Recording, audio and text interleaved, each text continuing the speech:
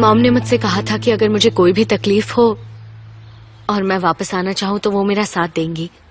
मैं 1-2 हफ्ते में ही वापस आने वाली थी, लेकिन हमारे बीच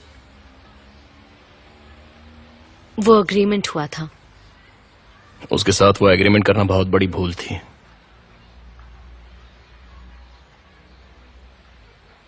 थोड़ी और चाय लोगे?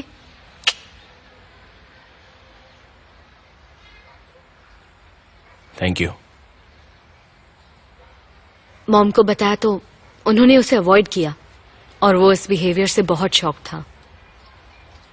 उसने सोचा ही नहीं था कि मेरी मॉम उसके अगेंस्ट जा सकती हैं। उस बेवकूफ ने सोचा भी कैसे कि वो उसकी तरफदारी करेगी? एक्चुअली शुरुआत में मॉम उसी की साइड थी।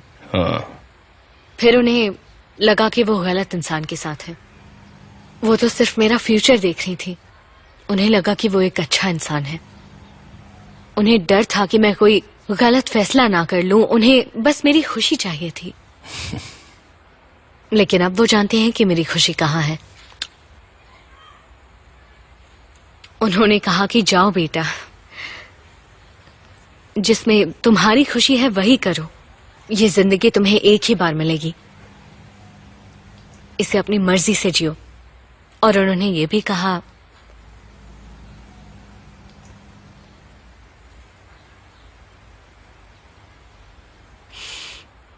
कि मैं अपने फैसले खुद ले सकती हूं।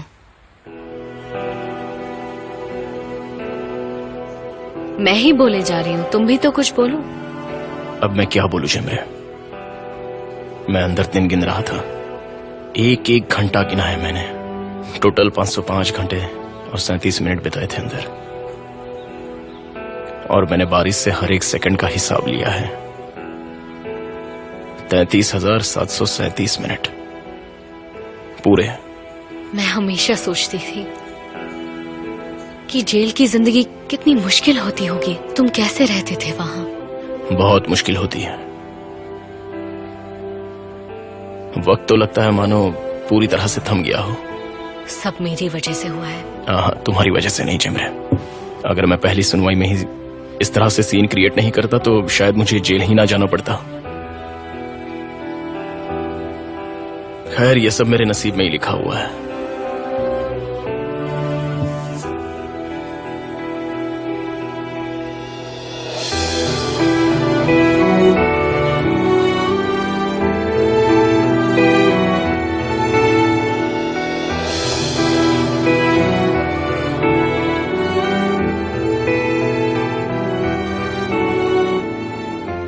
मैं तो चाहूंगा किसी को जेल ना जाना पड़े।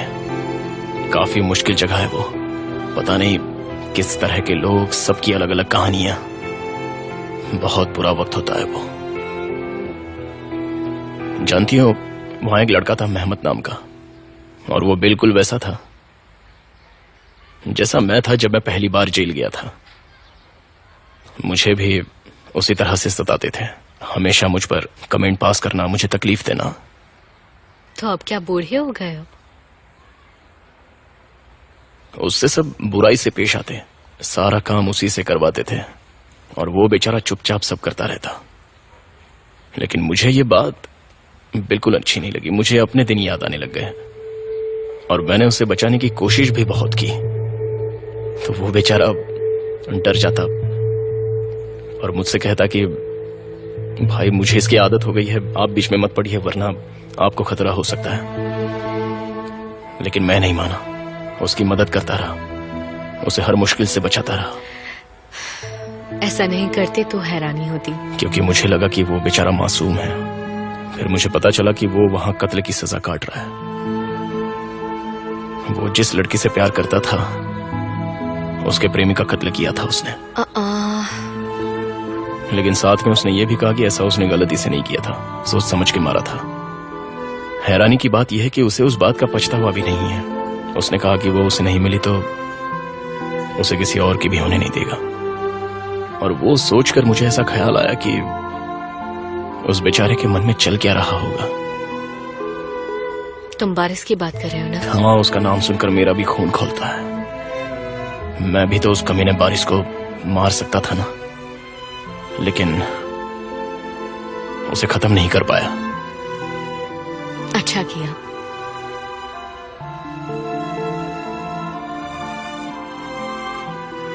जिमरे, बहुत देर हो गई, हम यहीं पर बैठे हैं। अब हमें चलना चाहिए। कोई मर गया है।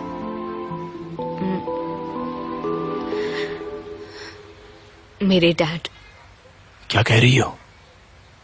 उन्हें हार्ट अटैक आया था। अरे बाप रे।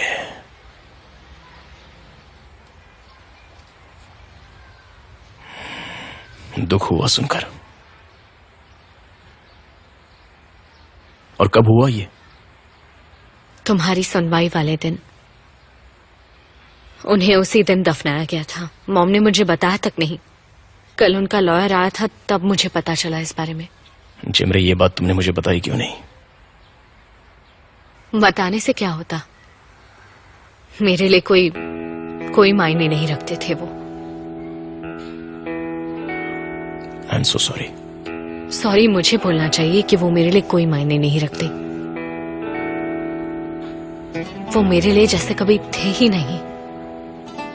मुझे तो आज तक उनकी कभी याद भी नहीं आई, बिल्कुल भी नहीं। लेकिन मैं जानती थी कि दुनिया में कहीं कोई तो है जिसकी मौजूदगी मुझे परेशान कर रही है। लेकिन अब मेरे अंदर से वो गुबार निकल चुका है।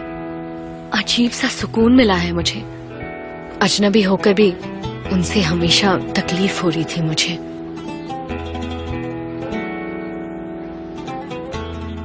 कल तक वो मेरे लिए एक अजनबी थे, लेकिन अब वो मेरे डैड हैं।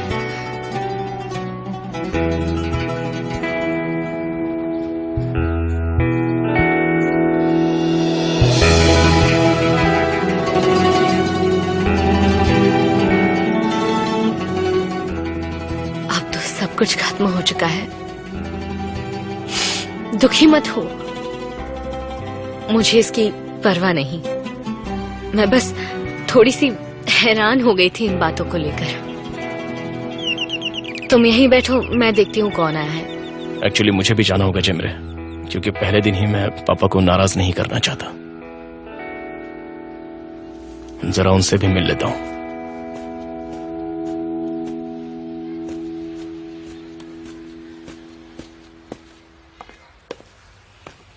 आज रात हम तुम्हारे घर आ रहे हैं। सामी अंकल ने पार्टी रखी है। ओह, सच में? तब तो मजा आएगा।